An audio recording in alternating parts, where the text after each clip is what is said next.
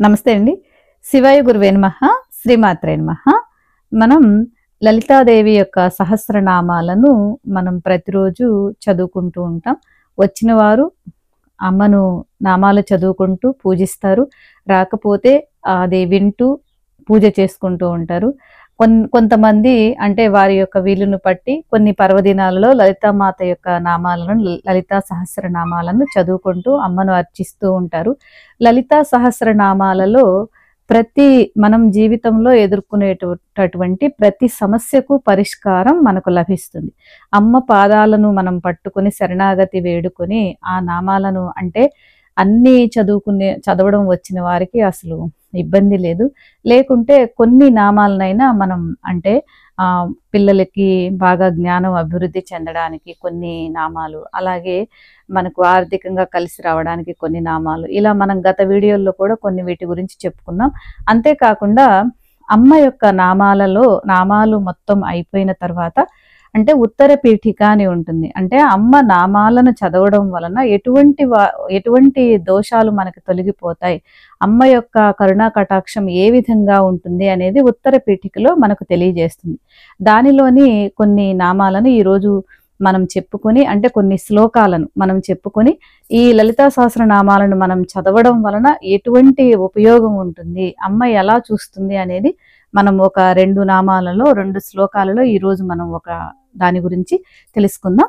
జ్వరార్థం శిరసి స్పృష్ట్య పఠేన్నామ సహస్రకం తత్ క్షణాత్ ప్రశమం యాతి శిరోబాధ జ్వరోపి చ సర్వవ్యాధి నివృత్త్యర్థం స్పృష్ట్యా భస్మ జపేదిదం తద్భస్మధారణాదేవ నశ్యంతి వ్యాధయః క్షణాత్ జలం సమ్మంత్ర్య కుంభస్థం నామ సహస్రతో మునే అభిషించేద్ గ్రస్తాన్ గ్రహా నశ్యంతి తత్క్షణాత్.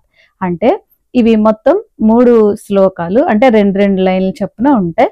వీటి యొక్క అర్థం ఏంటి? మొదటి శ్లోకాన్ని గురించి చెప్పుకుందాం. మొదటిది చూడండి. జ్వరార్థం శిరసి స్పృష్ట్య పఠేన్నామ సహస్రకం తత్ క్షణాత్ ప్రశమం యాతి శిరోబాధ జ్వరోపిచ. అంటే మన కుటుంబ సభ్యులు కావచ్చు, మన సన్నిహితులకు కావచ్చు, ఎవరికైనా బాగా జ్వరంగా ఉండి తలనొప్పిగా ఉండి అలా ఇబ్బంది పడేటప్పుడు వారి శిరస్సు మీద మనం చేయి పెట్టి లలితా సహస్రనామాలను మనం చదివినట్లయితే, అమ్మను శరణాగతి వేడుకొని భక్తితో చక్కగా వినయంగా చదివినట్లయితే వారికి ఆ జ్వరం అనేది తగ్గుముఖం పడుతుంది అనేది ఈ ఫలస్థితిలో చెప్పినటువంటి విషయం. ఇంకొక శ్లోకం చూద్దాం.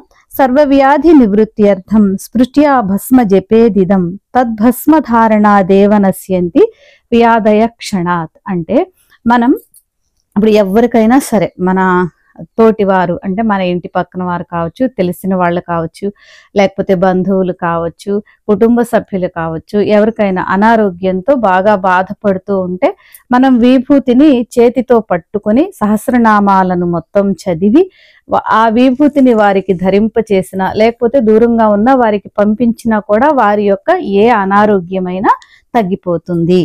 జలం సమ్మంత్యం కుంభస్థం నామ సహస్రతో మునే అభిషించేద్ గ్రహగస్తాన్ గ్రహా నశ్యంతి తత్క్షణాత్ అని. అంటే ఏంటంటే మనకి మానసికమైనటువంటి శారీరకమైనటువంటి బాధలు వస్తూ ఉంటాయి. అంతేకాకుండా మనిషి జీవితం అంతా కూడా ఈ నవగ్రహాల మీదనే ఆధారపడి ఉంటుంది.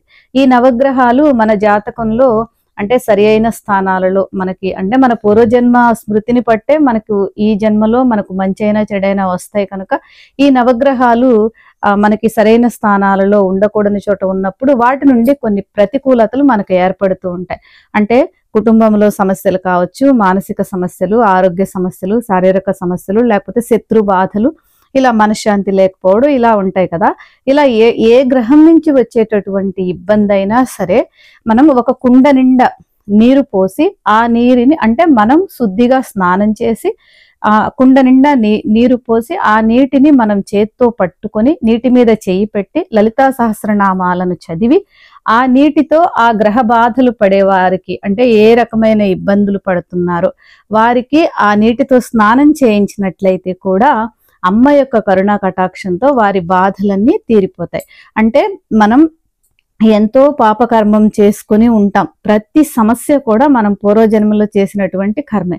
కాబట్టి మనం ఏంటంటే నమ్మకంతో అమ్మను వేడుకోవాలి. అంతేకాకుండా ఇలాంటివి చేసేటప్పుడు ఒక 21 రోజులు లేకపోతే మండలం ఒక 41 రోజులు దీక్షగా మనం శ్రద్ధగా పట్టుదలగా అమ్మ పైన మనం నమ్మకం ఉంచి శరణాగతితో అమ్మ పాదాలను పట్టుకొని మనం ఈ ప్రక్రియలను చేసినట్లయితే తప్పకుండా అమ్మ కరుణా కటాక్షంతో మన సమస్యలు నెమ్మదిస్తాయి. దీంట్లోనే మనకి ముందు దాంట్లో అంటే మొట్టమొదటి శ్లోకంలో జ్వరం కానీ తలనొప్పి కానీ ఇలా ఉంటే వారి శిరస్సు పైన చేయి పట్టి మనం అమ్మ నామాలను చదవడం ఒకటి. తర్వాత రెండవది తీసుకున్నట్లయితే మనం అంటే ఒక విభూతిని పట్టుకొని అమ్మ యొక్క సహస్రనామాలను చదువుకొని ఆ విభూతిని వారికి ధరింప చేయడం.